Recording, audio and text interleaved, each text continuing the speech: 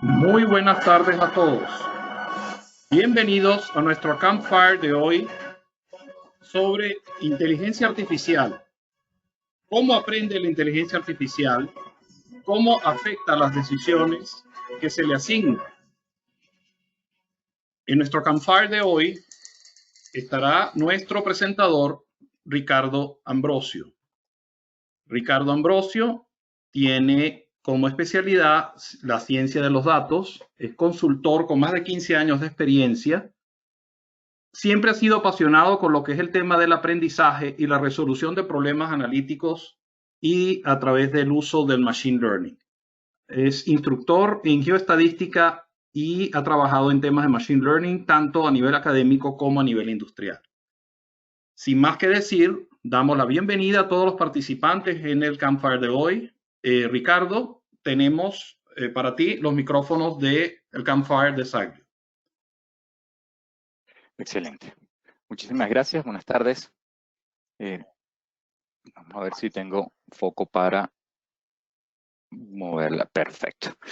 Bien, el día de hoy queremos hablar un poco cómo aprende la inteligencia artificial, pero desde un punto de vista, yo diría, desde varios puntos de vista. Quiero enfocarme un poco en el punto de vista filosófico, un poco en el punto de vista de impacto social y un poco en el punto de vista técnico, de manera muy superficial, tratando de cubrir varios aspectos, aunque sé que es un poco ambicioso hacerlo. Pero bueno, la idea es tener una charla amena alrededor de este tema.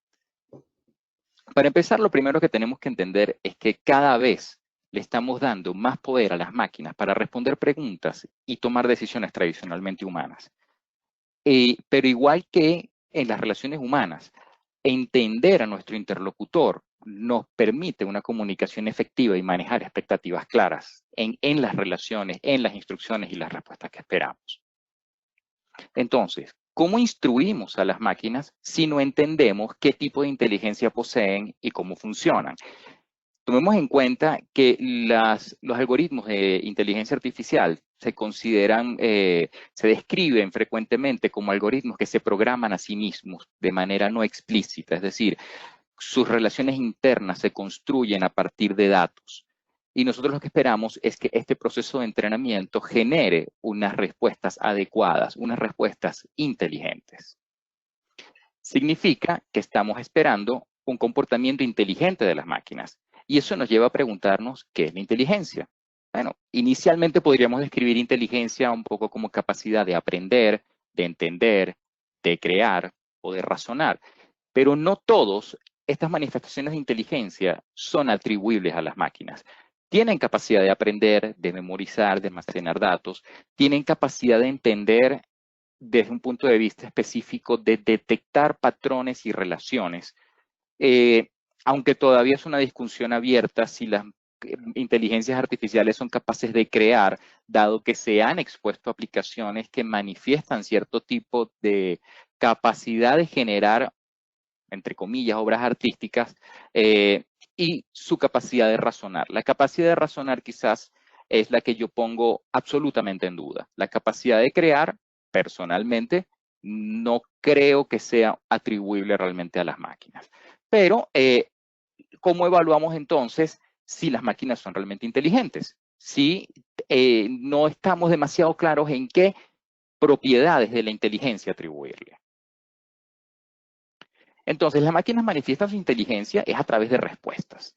Ejemplos clásicos de cómo evaluar la inteligencia de una máquina son el clásico test de Turing, que básicamente plantea que si un humano puede interactuar con un computador, con un algoritmo, sin evidencia, por supuesto, de que sea, sin evidencia visual de que sea una computadora, una interacción a través de texto o de la forma que sea, y este computador es capaz de engañar al usuario haciéndolo creer que es humano, entonces esta computadora estaría demostrando de alguna manera su inteligencia.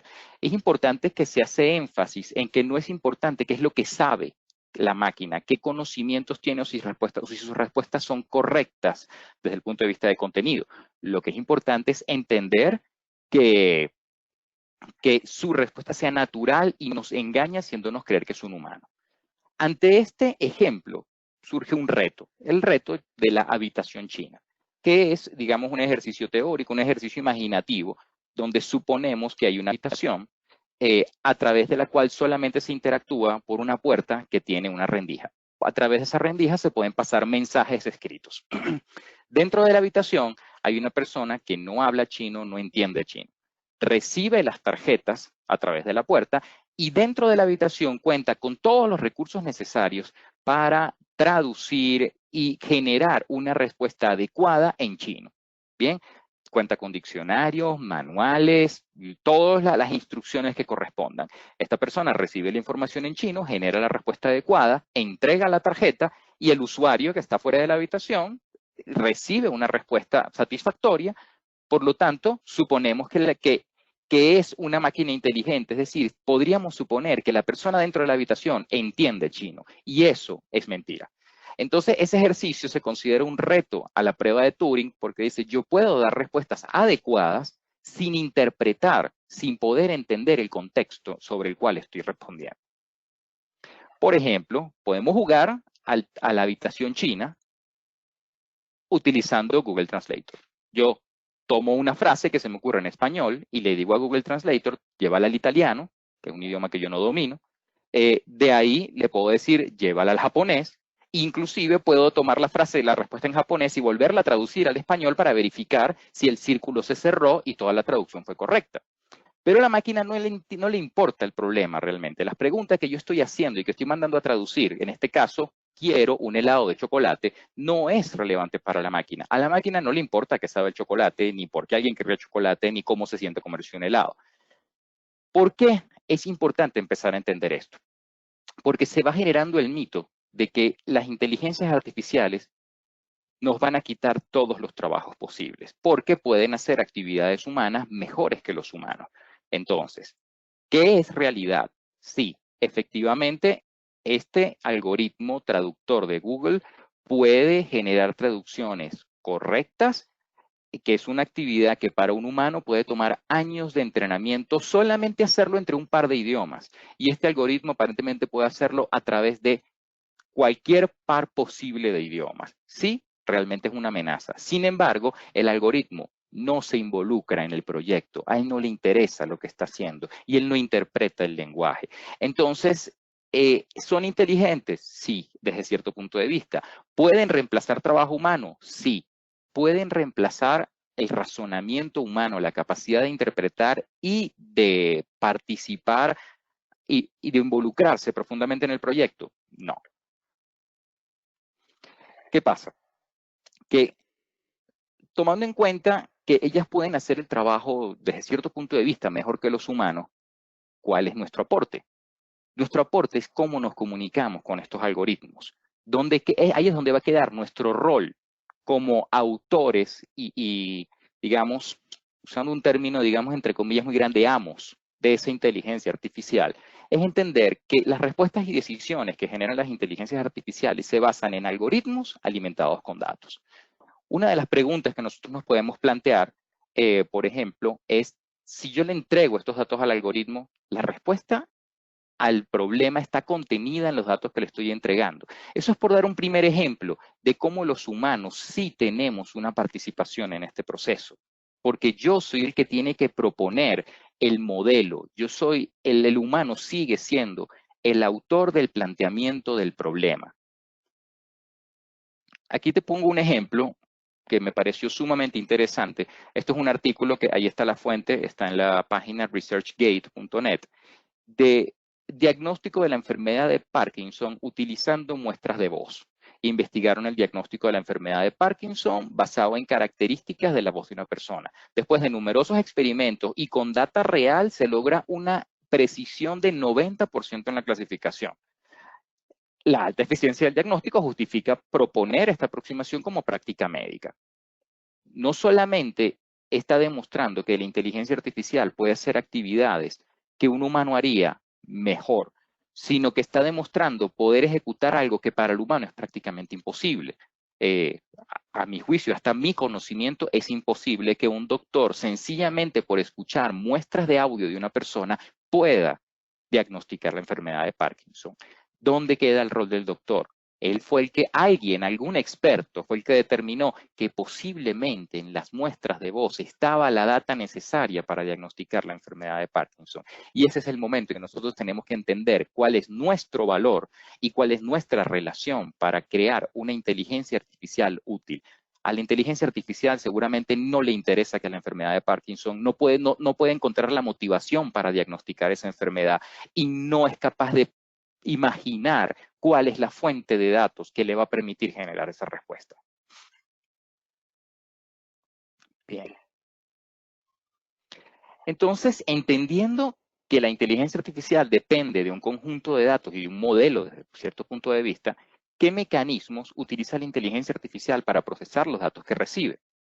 Básicamente, el mecanismo de observación, que es la ingesta de datos, reconocimiento de patrones y asociación, que es la forma en que la inteligencia artificial asocia la data, relaciona y detecta patrones entre los datos que recibe para proveer una respuesta. Y eso genera un condicionamiento, un ajuste de esas progresivo, de esas relaciones que detecta para dar respuestas, digamos, correctas. La pregunta es, cuando la inteligencia artificial genera una respuesta correcta, ¿bajo qué criterio sabe que la respuesta es correcta? Y aquí es donde se empieza a poner, digamos, más interesante el tema. Quizás el punto que más me llama la atención a nivel de asociación es que nosotros podemos establecer asociaciones entre causas y consecuencias desde un punto de vista más orientado hacia el razonamiento o desde un punto de vista más orientado a la superstición. Y no necesariamente la inteligencia artificial es capaz de diferenciar las dos formas. Para el público que sea un poquito más técnico, básicamente siendo muy flexibles, por supuesto, en lo que estoy diciendo, la interpretación de la superstición en una inteligencia artificial procesando un conjunto de datos se puede parecer a lo que es el típico problema de sobreajuste. Bien. Entonces, para explicar un poco esto, vamos a hablar de un experimento clásico que se llama el experimento de la superstición, diseñado por un psicólogo y filósofo social, Burrhus Frederick Skinner, en el año 48, donde él recolecta unas palomas hambrientas de la calle, las coloca en una jaula. Y dentro de esa jaula él va suministrando alimento a las palomas a intervalos de tiempo regulares. No importa más nada. La comida llega siempre en un mismo intervalo de tiempo. Las palomas detectan la llegada de la comida y asocian la llegada de la comida con su propia actividad. Por ejemplo, una paloma se está picoteando la patica y llega la comida. Entonces la paloma dice, cuando me picoteo la patica, llega la comida. Entonces genera el comportamiento repetitivo. Voy a seguir picoteándome la patica para que llegue la comida. La comida eventualmente va a volver a llegar porque tiene un intervalo de tiempo que suministra la comida. Así que cuando la comida llega, encuentra a la paloma picoteándose la patica. Eso genera un refuerzo. Es decir, cada paloma empezó a generar comportamientos propios supersticiosos porque entendieron desde su punto de vista que sus acciones eran lo que estaban generando la recompensa que requerían. Y aquí es donde debemos entender que la inteligencia artificial puede ser susceptible a la superstición si nosotros no controlamos los mecanismos de entrenamiento, el control de calidad del desempeño del algoritmo y la data que le suministramos. Es posible generar asociaciones a partir de informaciones espurias. Y eso no es solamente un problema de la inteligencia artificial, esencialmente es un problema también humano y la superstición humana sigue existiendo. Esperen un segundo que me moví. Bien, ya, bien. Entonces, ya tenemos un primer vistazo de qué es lo que la inteligencia artificial puede hacer y no puede hacer, cómo pueden superarnos y dónde pueden cometer errores. Entonces, veamos sus típicas formas de aprendizaje, quizás entrando un poquito en un área un poquito más técnica. Y aquí es donde se justifica, digamos, este concepto del campfire que estamos trabajando. Este tema es para tratar una discusión abierta y echar cuentos y en muchos casos alrededor del fuego uno habla de las amenazas, de las cosas que dan miedo. Bien, Y entonces en este punto es donde vamos a entender cómo funcionan, cómo aprenden las inteligencias artificiales y cómo sus mecanismos de aprendizaje, que pueden ser extremadamente valiosos y útiles, mal utilizados o mal aplicados, pueden dar miedo. Por ejemplo, uno de los mecanismos típicos de aprendizaje de las inteligencias artificiales es la detección de patrones. Técnicamente tiende a estar asociado a lo que llamamos métodos de aprendizaje no supervisado, en los cuales la inteligencia recibe un conjunto de datos y busca asociaciones, similitudes, patrones, grupos de datos iguales, variables con comportamientos similares, interrelaciones entre variables.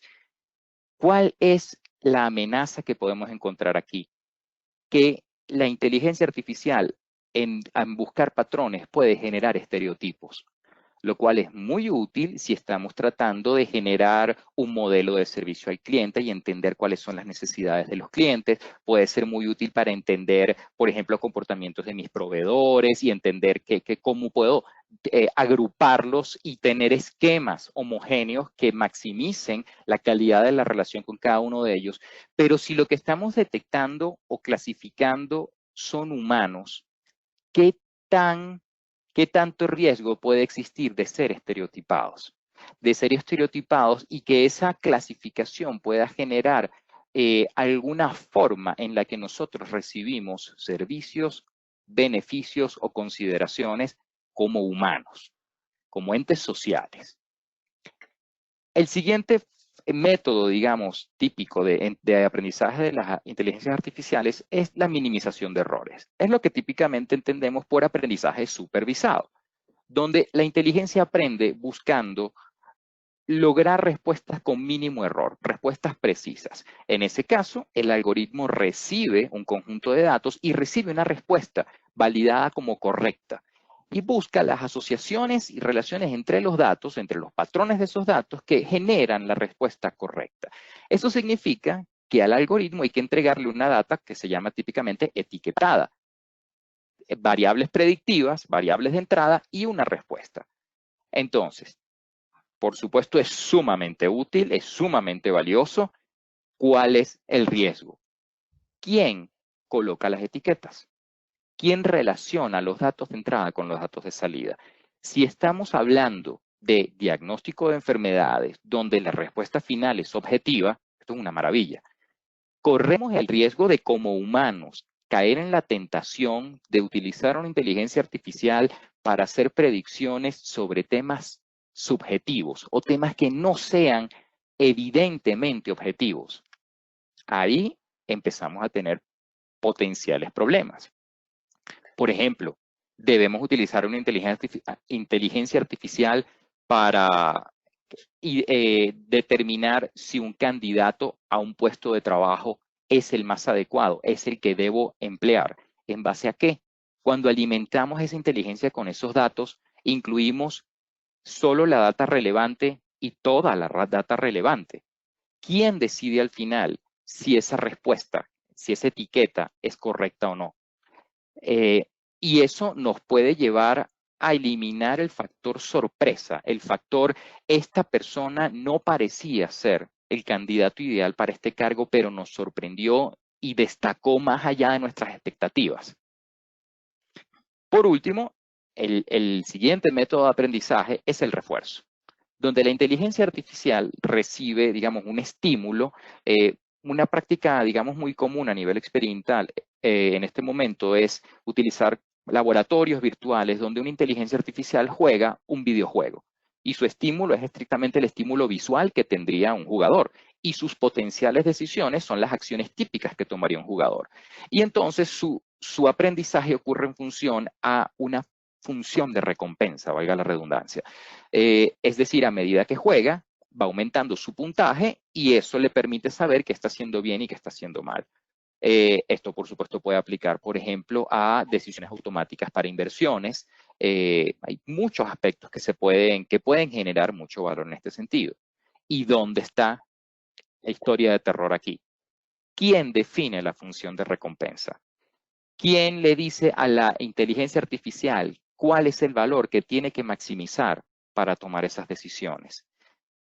debemos calibrar esas funciones entre aquel beneficio que queremos generar y evitar daños colaterales y no ignorar ciertas decisiones que, a pesar de que aumentan el valor que queremos, que posiblemente sea económico, puedan estar afectando otros valores humanos o sociales.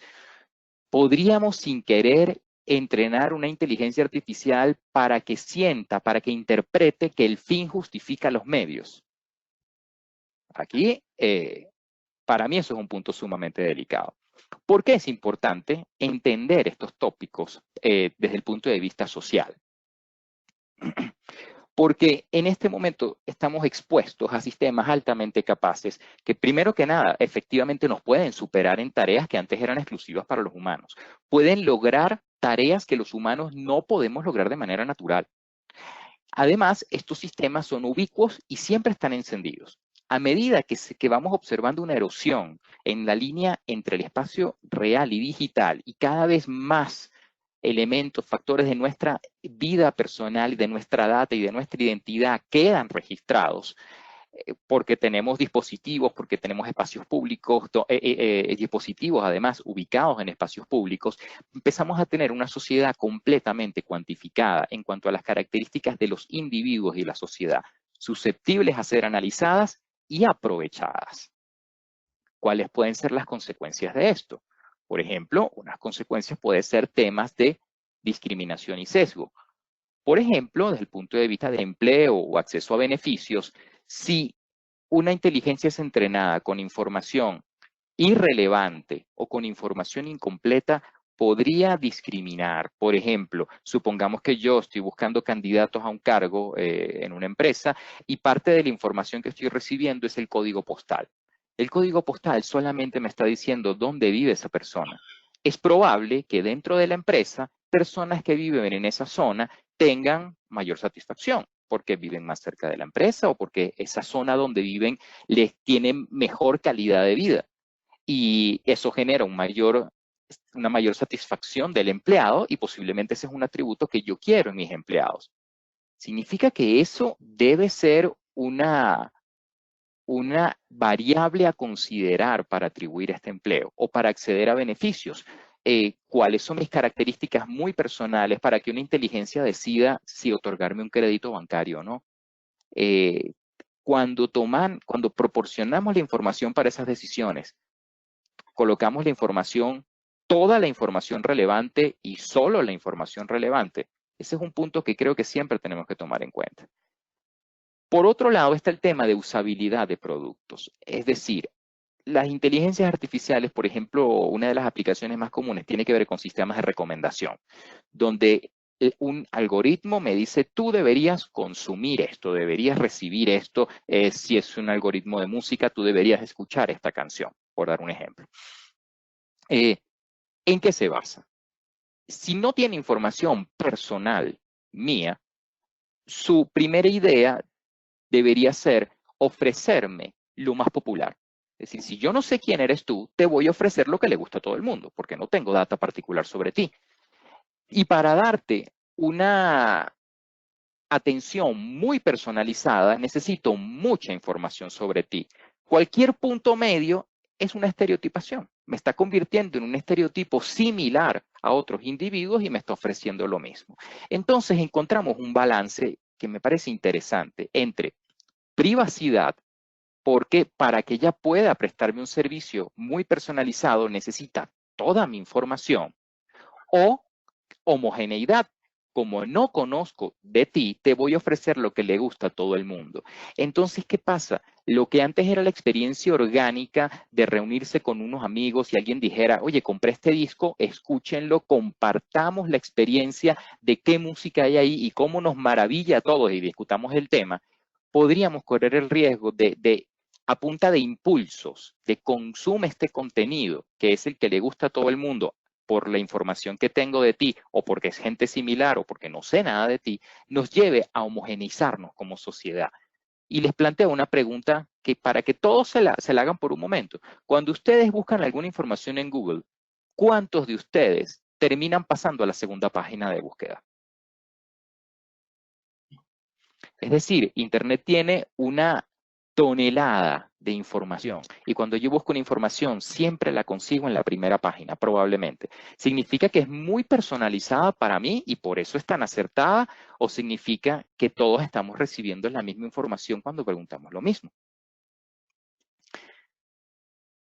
Desde ese punto de vista debemos entender que potencialmente hay un problema ético, pero la solución es potencialmente técnica. Porque la inteligencia artificial depende de lo que observa, depende de la data que se la suministramos y de cómo extraemos la mayor cantidad de información de esa data. En ese sentido, es importante entender que el mundo descriptivo es diferente del mundo normativo. El mundo descriptivo es lo que observamos hoy, un mundo con numerosas fallas, con temas de discriminación, con problemas y desigualdad económica, social, con muchísimos problemas. Si la inteligencia artificial se entrena observando ese mundo, tendería a perpetuarlo, tendería a tomar decisiones que respeten la realidad que está observando. O tenemos que entrenarla con una data normativa, una data que diga el mundo que queremos es este. Por lo tanto, necesitamos que tus predicciones no se basen solamente en lo que has observado, sino calibrarla para que tus decisiones se aproximen, sea un equilibrio entre lo que observamos y lo que queremos obtener desde el punto de vista, por ejemplo, de oferta de servicios, por ejemplo, si una inteligencia artificial tiene que otorgar una beca, tiene que tomar la decisión de otorgar una beca, independientemente de que eso esté ocurriendo actualmente o no, o se esté utilizando como una capa secundaria de análisis, son decisiones que tienen un impacto demasiado grande como para ignorarlo. Y eso nos deja en la disyuntiva de quién viene primero, la gallina o el huevo.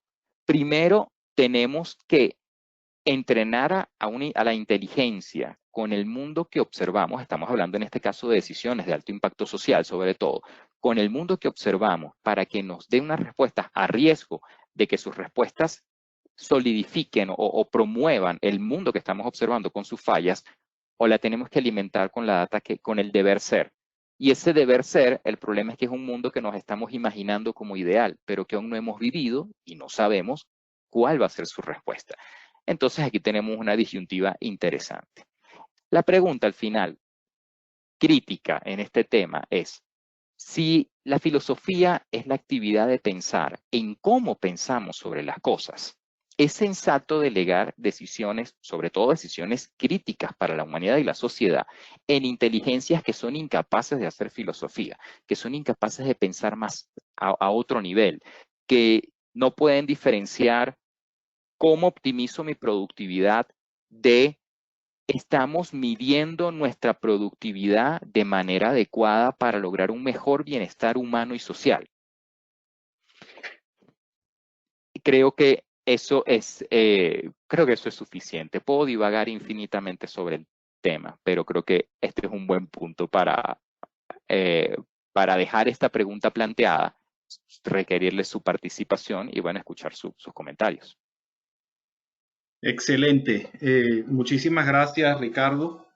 Yo siento que este tópico es un tópico profundo, esto es un tópico que requiere que entendamos un poco qué postura tenemos ante el evento del que estamos hablando. Aquí estamos hablando de la sustitución de los procesos de toma de decisión, ya no a través de individuos que tomen las decisiones, sino a través de algoritmos que, basados en algunas premisas, que sean automatizadas o sean tomadas por algún tipo de sistema de reglas que se generó automáticamente por la visión de alguna data o porque alguien escribió el programa, esas decisiones son distintas a lo que haría una persona en las condiciones normales y que pueden dar pie a resultados que no son los que queremos.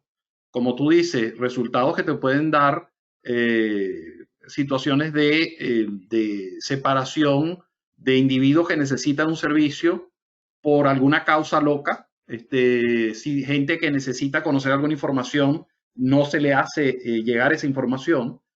Hay un ejemplo que es patético y terrible. Hay una nueva fecha patria en Estados Unidos, se llama Juneteenth, donde lo que se celebra es que 2 años después, 2 años y medio después, esclavos de unas plantaciones en el sur recibieron la noticia de que el gobierno de Estados Unidos en Washington había decretado la libertad de los esclavos. Y esa información llegó 2 años y medio después. Y ese es el centro del por qué la gente está haciendo eso como una fecha patria que debería ser vista y entendida en todo Estados Unidos. ¿Qué estamos viendo? Que la información, si se entrega o se retiene, en cualquiera de los dos casos va a haber una respuesta y va a haber una consecuencia. Y la inteligencia artificial, cuando dejamos que las cosas ocurran automáticamente, eventualmente nos van a dar esa información o nos van a retener esa información. Los ejemplos que tú nos has dado, Ricardo, nos indican eso. Si yo veo y tomo la información de la misma fuente y esa información está curada, existe un curador tecnológico que lo que hace es recoger lo que el 99% de la gente le gusta, y al final termina mostrando solo el 1% de la información disponible, porque teóricamente es lo que le debería gustar al resto, nos está quitando toda clase de variedad y está, como quien dice, creando un universo absolutamente uniforme, sin ningún tipo de diferenciación. Y creo que la humanidad ha evolucionado es gracias a la diferencia y no gracias a la uniformidad. Eso sería una de las primeras conclusiones que yo siento de este evento. No sé qué pensarían otros de los participantes. Aquí abrimos los micrófonos para los que quieran compartir un poco su opinión sobre el tema. Antes de que alguien más participe, quería hacer un comentario. Por si acaso, mis posturas en este sentido, yo no me considero un conservador tecnológico, en el sentido de que no, la tecnología es mala, pero toda tecnología requiere respeto. Desde el fuego, pasando por la pólvora y llegando a la inteligencia artificial. Bien utilizada siempre podemos lograr maravillas, pero requieren cuidado, requieren atención y requieren prever las posibles consecuencias de su masificación. Correcto. Si no, recordemos que estamos en una crisis basada en cisnes negros. Los cisnes negros existen.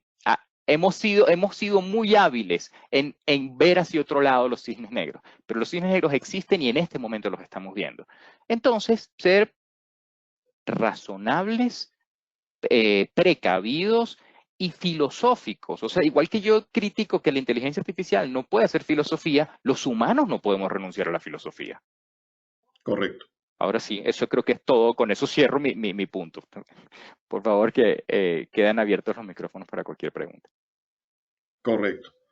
Bueno, esperando que los participantes quieran hacer una pregunta, ¿qué ves tú como próximos pasos en cuanto a implementación de la inteligencia artificial? ¿Cómo notaríamos la inteligencia artificial en nuestro entorno diario? ¿En qué verías tu inteligencia artificial aplicada diariamente?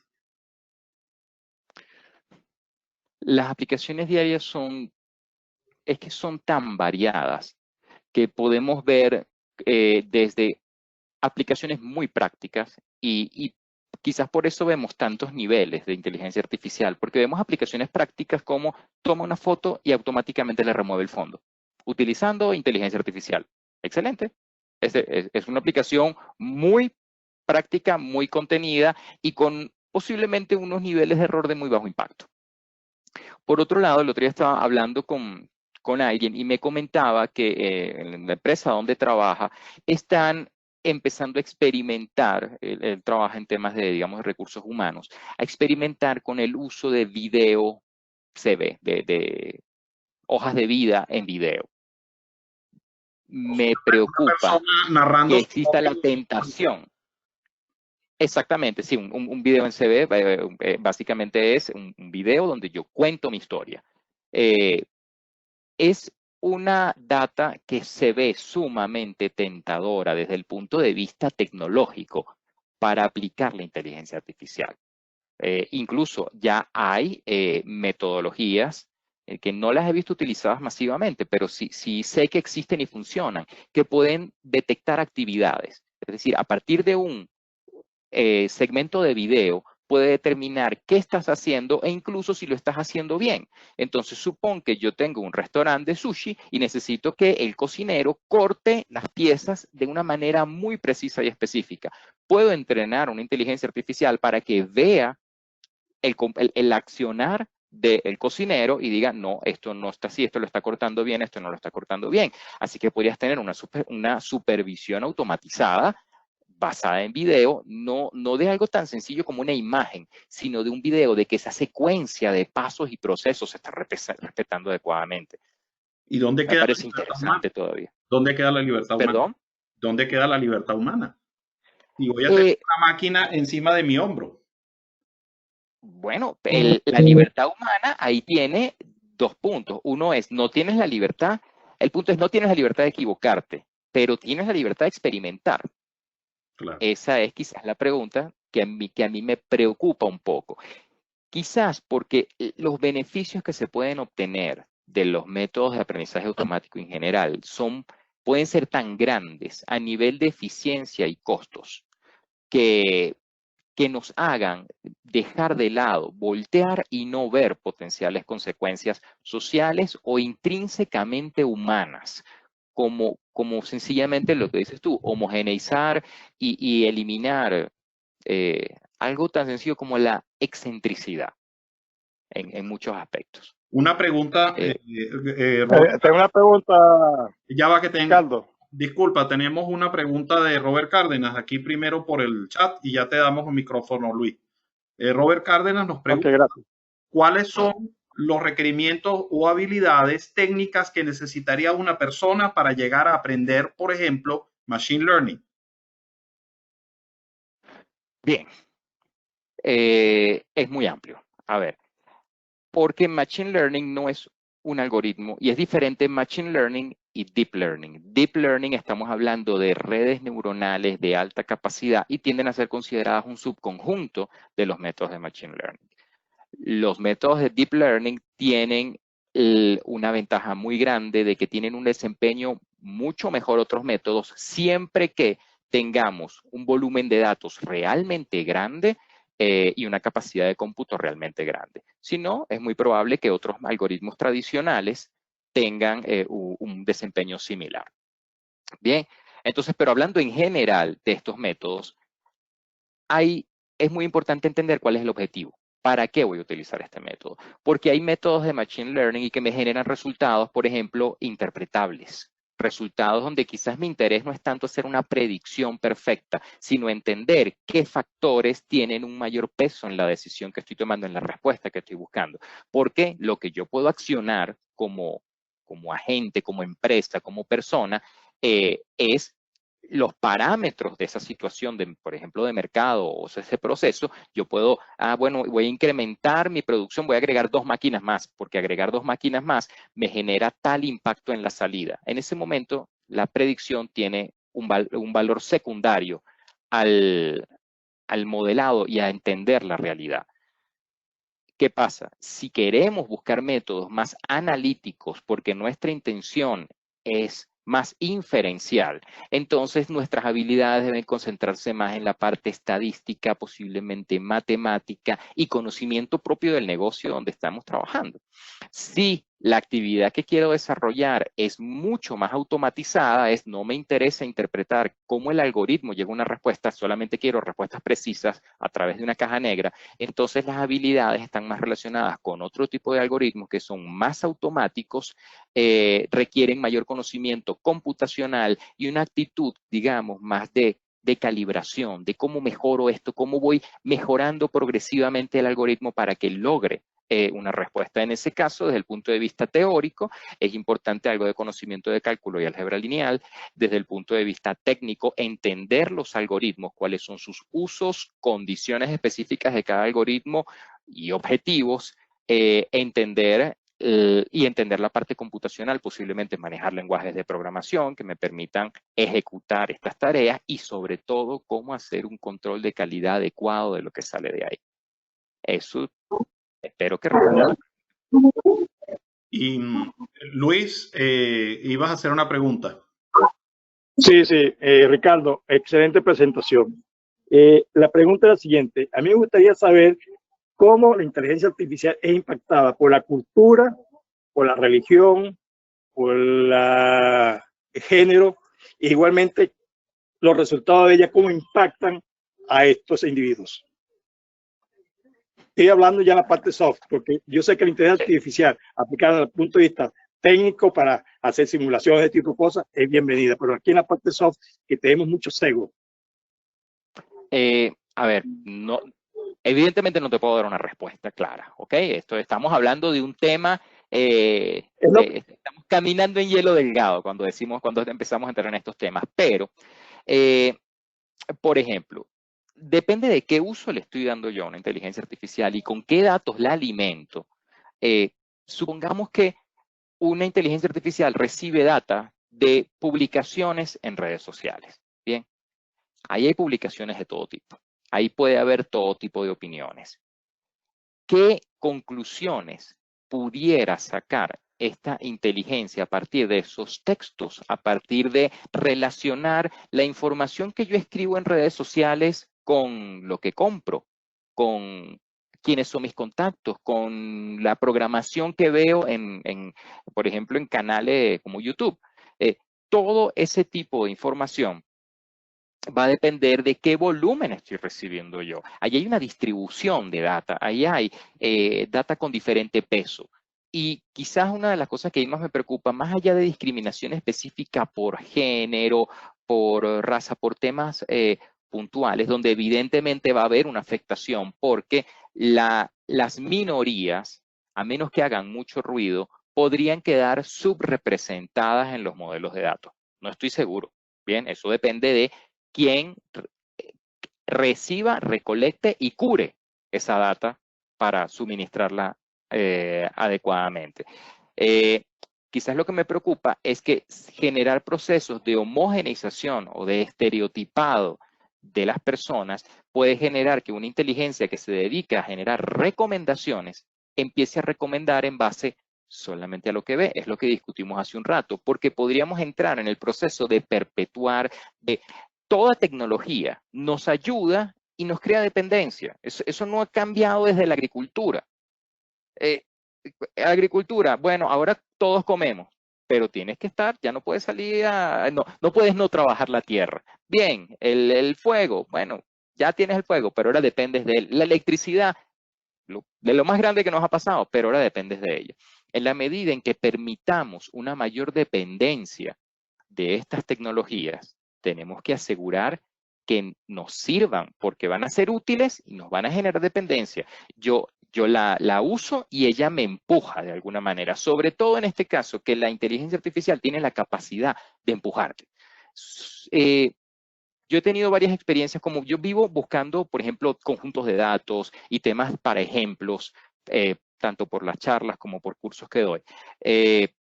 Me pasa que estaba trabajando una data bastante popular, una data pública sobre modelado del precio de diamantes, porque es una data muy bonita para hacer visualizaciones, tiene características agradables para hacer ejemplos. Desde entonces, YouTube no ha dejado de montarme publicidad de diamantes. Yo decía, pero es que yo no quiero comprar un diamante. Yo estoy entendiendo cuáles son las variables de los diamantes porque las estoy graficando en un conjunto de datos. Leí un poco sobre el tema de los currículum en video, precisamente para asegurarme de que estaba muy claro lo que estaba entendiendo al respecto. Y desde entonces, ahora, Google no ha parado de mandarme de YouTube, me manda notificaciones y publicidad y correos a mi correo electrónico donde me dicen, mira, te enseñamos cómo hacer un currículum en 5 minutos.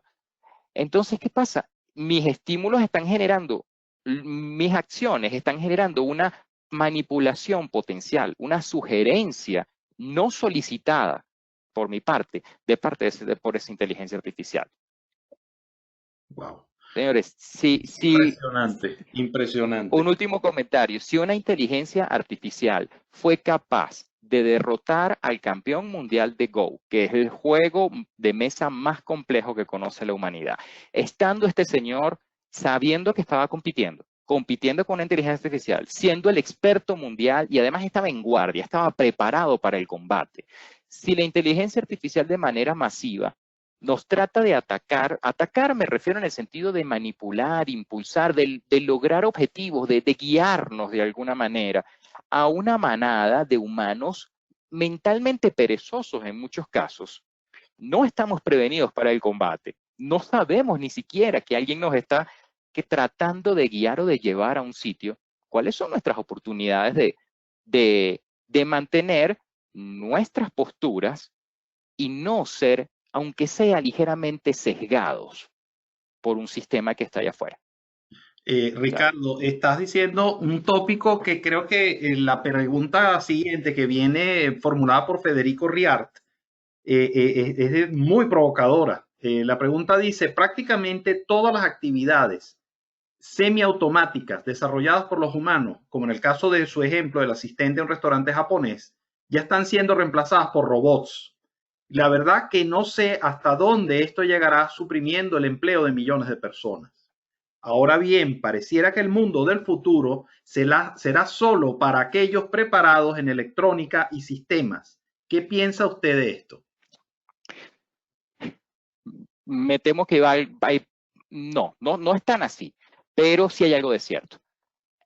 Efectivamente se van a perder empleos. Esto está clarísimo. De aquí no importa, mire, yo he visto cursos y charlas y siempre hay alguien optimista que dice, pero es que en todas las revoluciones anteriores, entonces la gente, el tipo que manejaba el carruaje perdió su empleo, pero terminó trabajando en una fábrica.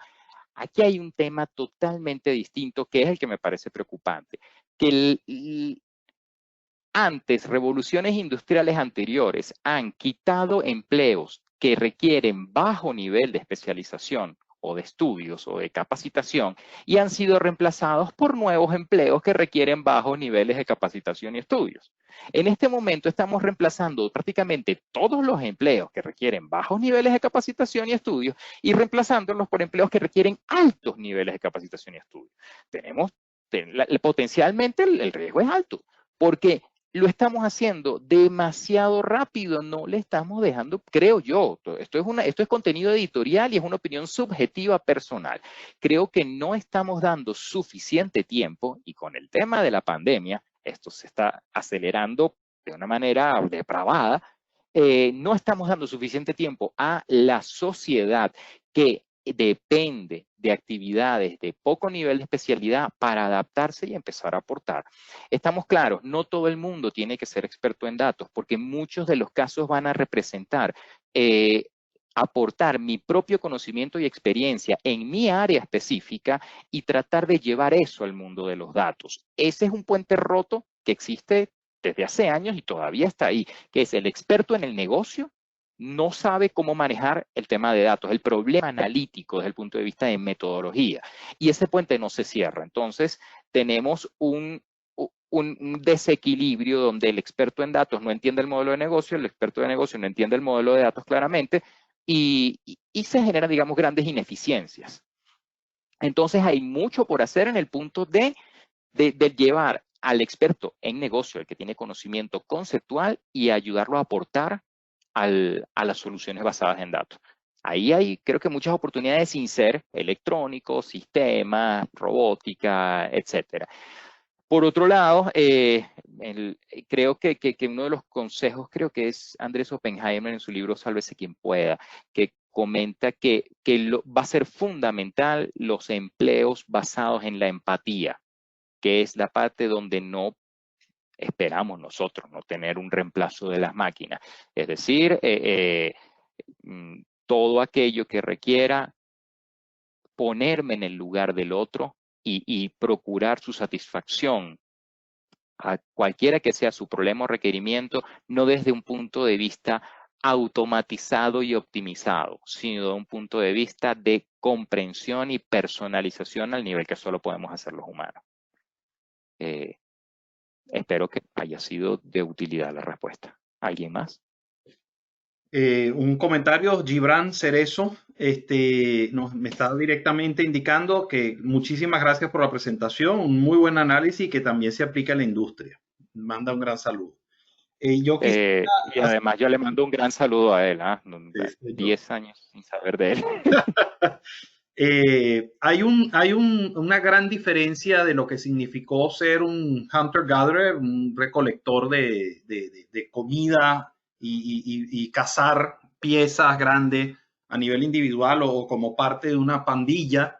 Y el ser humano pasó cientos de miles de años, digamos, refinando eso al punto que acabó con los grandes animales de su entorno. Ya no hay mamuts, ya no hay tigres, ya no hay los elefantes están a punto de desaparecer, los rinocerontes, es decir, seres humanos en su versión 1.0 fueron extraordinariamente bien adaptados a su entorno. Ahora resulta que en nuestra versión 2.0 hemos desarrollado una cantidad de herramientas que nos están separando de nuestro entorno y nos están aislando. ¿A dónde nos lleva eso? Al famoso tema de la singularidad. ¿De qué se trata la singularidad?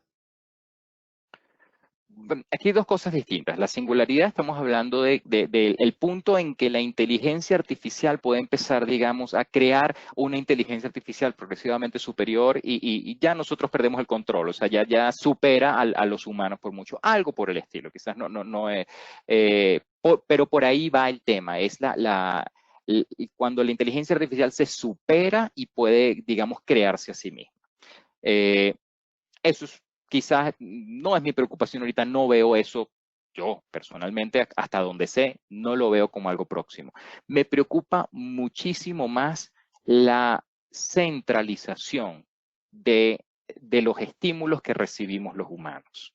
Es decir, antes cada quien vivía en comunidades más pequeñas y la información que yo recibía sobre podría ser algo tan sencillo como música, literatura, cine, las cosas que hablábamos los jóvenes de que compartíamos, ocurría de manera orgánica y bastante local y sobre todo muy compartida. No había recomendación, había una experiencia compartida. Veamos esta película juntos y discutámosla. Y de acuerdo al lugar donde te encontrabas, tú estabas expuesto a estímulos muy limitados, pero eran estímulos cercanos y eso generaba mucha variabilidad.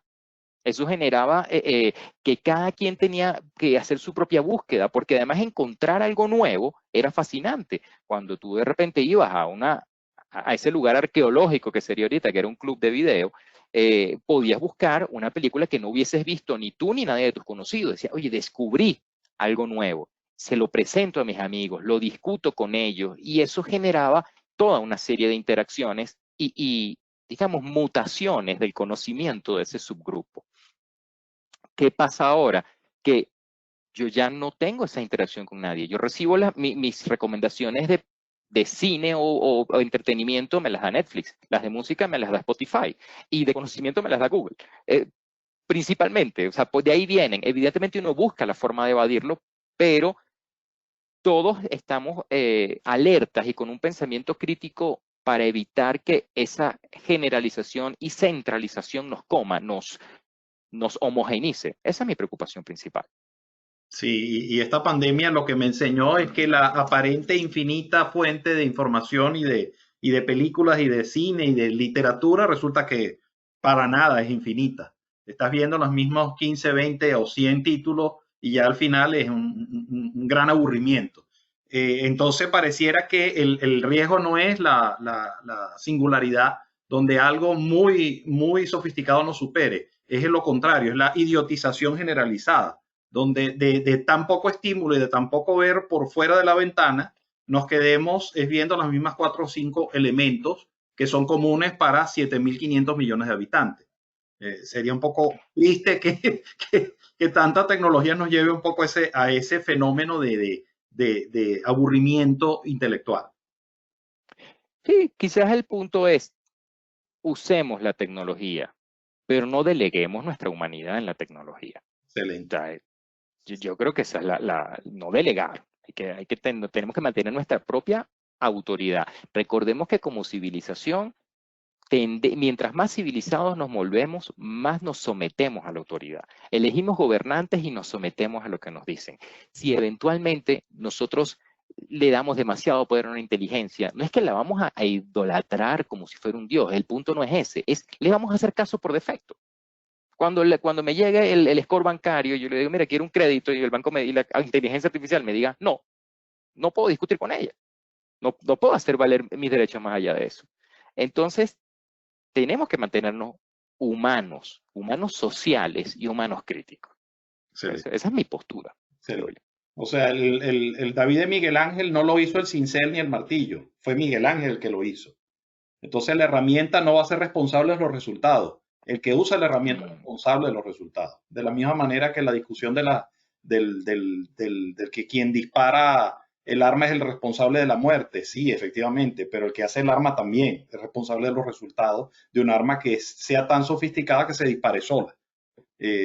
O sea, la discusión de la antitecnología y de la protecnología es un tema que está evolucionando con el hombre porque es una característica del hombre, de la humanidad. La humanidad generó las herramientas y tiene que aprender a convivir y a manejar los resultados de esas herramientas.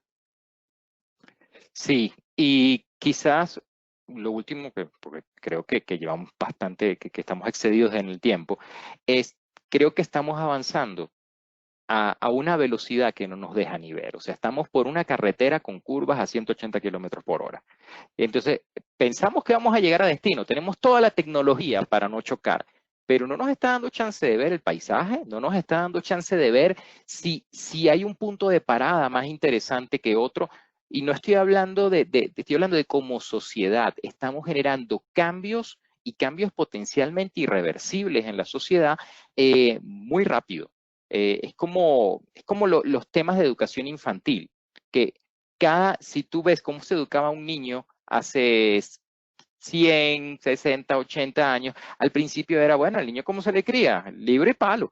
Y más adelante, no, entonces un poco de psicología. Después, no, el niño tiene que hacer todo lo que quiere. Después, y han variado muchísimo las formas de las propuestas, pero no se deja un tiempo de maduración para entender cómo crecieron los niños que fueron criados con esa metodología.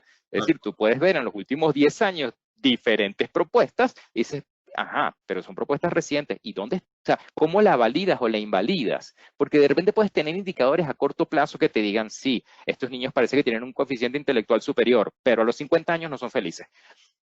No lo sé.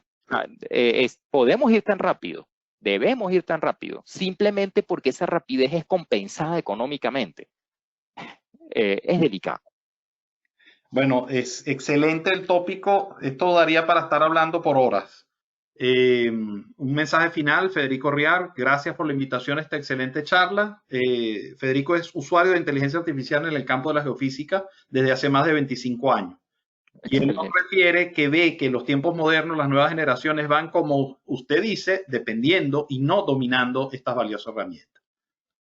Creo que es un cierre muy, muy interesante para la discusión. Sí.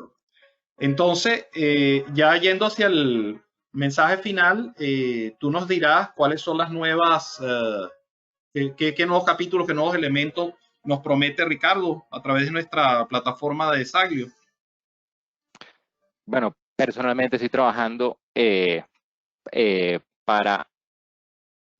Mi intención a nivel de talleres y mentoría es tratar de generar algún tipo de formación, no tanto en este momento desde el punto de vista técnico. Los detalles técnicos están masivamente disponibles en literatura e internet. Donde yo veo que están las mayores fallas es en las capas iniciales que llevan a un experto en un tema no técnico relacionado, por ejemplo, con datos, a modelar la realidad y entender cómo, con datos, y entender cómo puede aportar específicamente a este mundo de datos.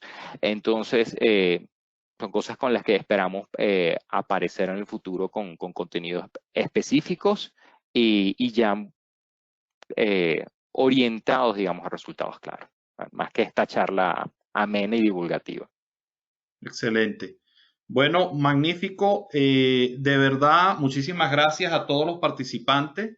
Esperamos contar con su participación en las nuevas actividades que vayamos realizando aquí a través de Saglio. Ricardo, nuevamente, gracias por tu esfuerzo, primero por tu habilidad de presentar resultados de un tema tan complejo y a la vez tan importante, porque es de gran impacto, a pesar de que la piedra que nos venga y nos pegue en la cabeza no sepamos por dónde viene, más vale que aprendamos a ver a los lados y al frente para predecir el comportamiento de estos nuevos elementos que tenemos alrededor. y ver el futuro además con mucho más optimismo. Este año ha sido un año complicado, un año duro, y creo que estas charlas alrededor del fuego nos hayan ayudado a confortarnos primero y a ver las cosas con mucho más positivismo, ¿no? Con mayor capacidad de entender que las herramientas son eso, herramientas, y que está en el ser humano la habilidad y la capacidad de usarlas correctamente y además enfrentar y aceptar los resultados que nuestro propio actuar tiene. Muchísimas gracias a todos, que tengan un excelente fin de semana y nos estaremos viendo en un futuro próximo. Gracias a todos. Gracias.